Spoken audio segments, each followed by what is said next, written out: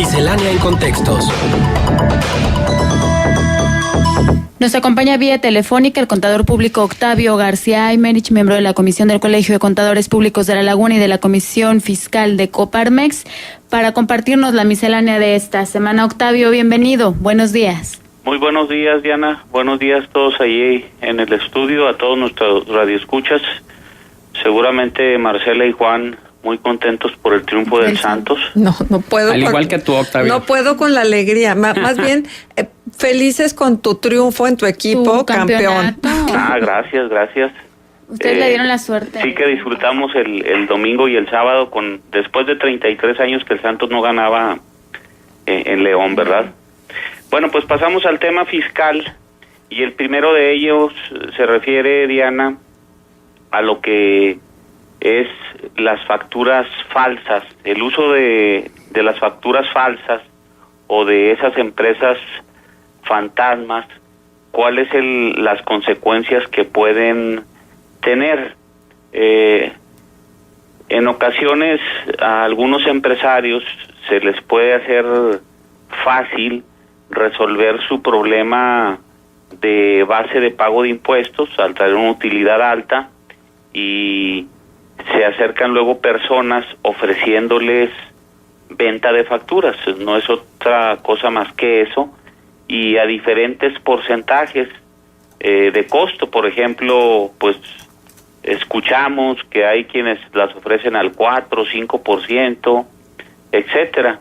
Entonces, simplemente por lógica, por sentido común, si a un contribuyente llegan y le ofrecen una factura para que resuelva su problema de pago de impuestos y le están cobrando un 5%, o sea, ni siquiera le están cobrando el impuesto al valor agregado que tendría que pagar quien expide esa factura, más una comisión por la expedición de esa factura, sino un simple porcentaje, insisto, tal vez de un 5%, nos debe surgir la pregunta lógica de cómo le hará ese tercero que me vende una factura cobrándome un 5% si ni siquiera le va a alcanzar para pagar el impuesto al valor agregado. ¿Y cómo le hace, Octavio? No, pues no sabemos realmente, pero la realidad es que al final, por lógica, Diana, podemos concluir con certeza que va a haber una omisión de impuestos en alguna empresa. En ocasiones utiliza que la A le factura a la B y luego la C a la B, y lo que hacen un carrusel ahí que le llaman. Pero el IVA ya va incluido, ¿no, Octavio? No, por eso, pero si yo, por ejemplo, Juan, te digo, te ofrezco un recibo, te voy a cobrar 10,000 pesos más 1,600 de IVA, 11,600, tú me das un cheque de 11,600, yo lo deposito, luego lo cambio y te lo entrego, vamos a suponer, y nada más te digo, dame 500 pesos por ese recibo de honorarios que te estoy dando, pues ese IVA de 1,600 que yo te trasladé a ti, pues yo lo tengo que pagar. ¿Tendrías que? Lo tendría que pagar. Entonces, es ilógico que dándome nada más tú 500 pesos de esos 1,600, yo vaya a poder cubrir las obligaciones ante Hacienda. ¿Qué es lo que sucede?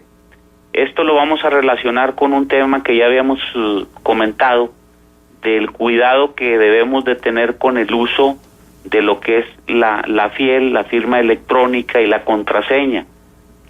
¿Quién la conoce? Nosotros, y quién más. ¿A quién se la otorgamos?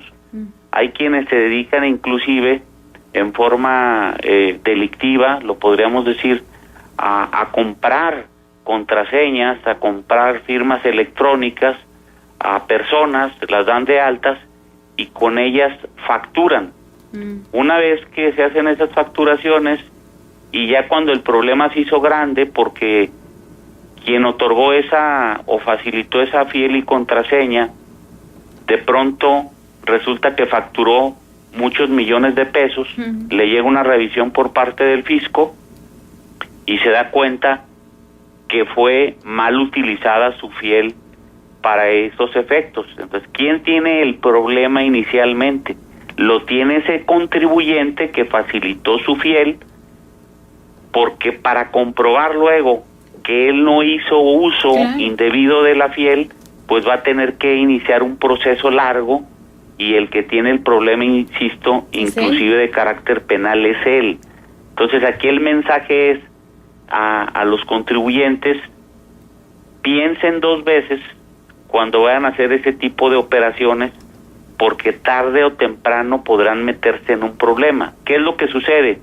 Mi compadre, mi primo, mi vecino, mi amigo tiene haciendo eso ya muchos años y no le ha pasado absolutamente nada. Eso no significa que no estemos cada día más cercanos de tener ese problema, y es un problema, insisto, de carácter penal.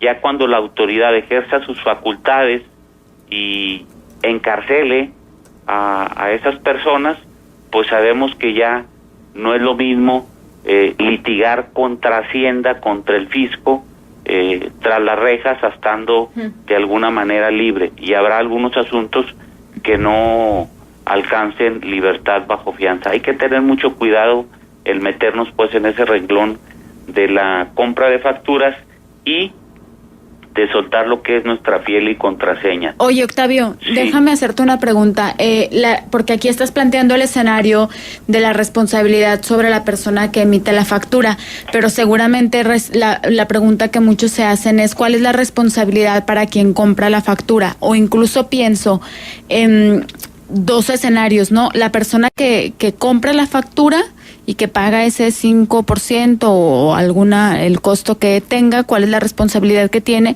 y qué pasa si otro contribuyente realmente recibe facturas de esa razón social y no sabe que además se dedica a vender facturas. Es decir, todos los receptores de facturas de quien está haciendo esa anomalía, ¿tienen una responsabilidad? Aquí tenemos que distinguir 2 situaciones. Si estamos ante un acto de simulación de una operación, que es lo que se penaliza como defraudación fiscal, o si se trata de una operación real y quien me expide la factura no paga sus impuestos. Por ejemplo, yo te expido a ti un recibo por servicios que te doy contables, tú deduces ese gasto perfectamente, estamos ante una operación real, tenemos un contrato, hay evidencia que yo te llevo tu contabilidad, etcétera. Si yo no pago mis impuestos, tú no debes de tener ningún problema, ¿ok? Pero ya en el caso de simulación, o sea, se trata de actos, acciones que nunca se llevaron a cabo, que no hay forma de comprobar que se llevaron a cabo. Ahí tiene tanto el problema quien recibe esa factura, o sea, que la compró, como quien la expidió, que en muchos casos, insisto, utilizan terceros, pseudofiscalistas, pseudoplaneadores fiscales, a otras personas, las engañan para hacer uso de su de su firma electrónica y facturar millonadas de dinero. Entonces, tú no te debes de preocupar si la operación que realizas es real, si corresponde a algo que realmente sucedió.